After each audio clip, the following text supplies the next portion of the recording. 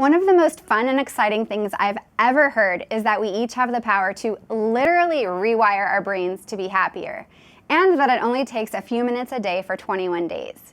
Guys, I tried this out and it worked. In this video, we're talking about the scientifically proven steps for feeling happier stat. Welcome to Happiness Adventure. I'm Lisa, and together we'll explore ways to cultivate real joy in our lives. Friends, I saw a TED Talk a few years ago that said research shows we can increase our happiness, and it gave a formula for how. So I tried it out and it completely worked. In fact, it was supposed to take 3 weeks, and I started noticing changes the very first day.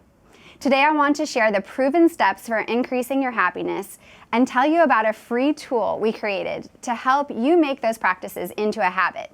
It turns out we all have a happiness set point, which is the level of happiness we generally gravitate toward.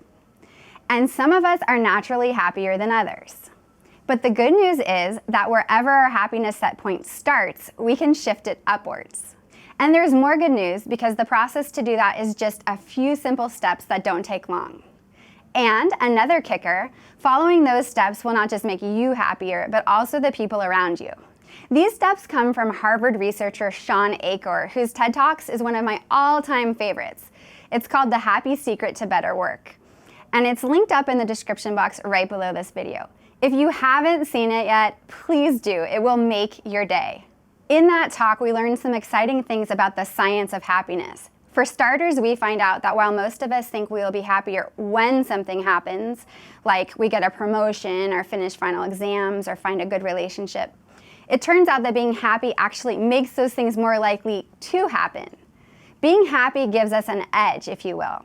Research shows that happy people are 37% better at sales, doctors are 19% faster and more accurate at coming up with the correct diagnosis, I want a happy doctor, and your brain is 31% more productive when it's in positive instead of negative, neutral, or stressed. So, how do we become happier to enjoy life ourselves and get the advantage that comes with that happiness? Well, the first thing to do is to realize that we need to overcome some cultural forces that are working against us. When we turn on the news, for example, it's like the majority of information is negative. If it bleeds, it leads. We hear about murder, corruption, political fighting, diseases, and natural disasters. Depressing. And very quickly, our brains start to think that's the accurate ratio of negative to positive in the world.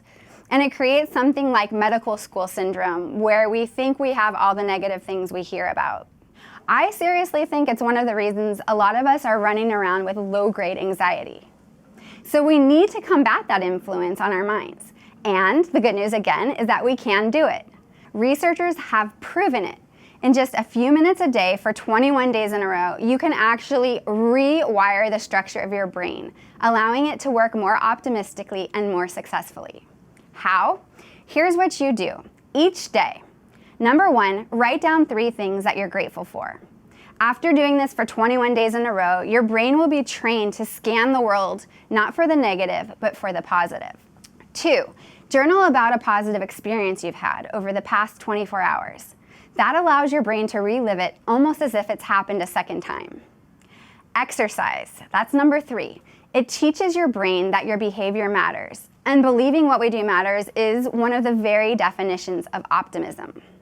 Number 4 is to meditate. Meditation allows your brain to get over the cultural multitasking and lack of mental attention that we've been creating by doing so many things at once in our culture.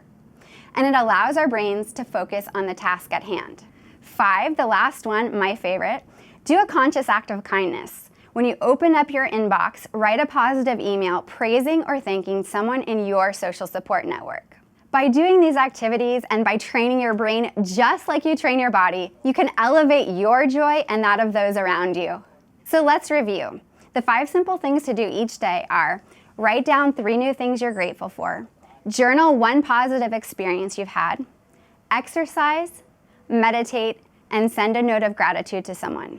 I really want you to try this out and put it to the test because the rewards are so great.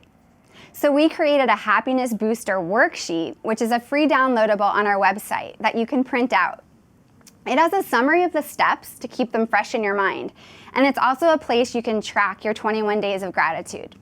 The journal pages that are part of it are something you can copy and use for the journaling step, and they're a great place to track how this experience is affecting your joy. My friend Wendy created them for us, and they're so pretty that it makes me happy just looking at them. A big thanks to her for that. Give it a try, and before you know it, your brain will be working for you by scanning the world for good. And in the comment section, why don't you get a head start and tell us 3 things you're thankful for today.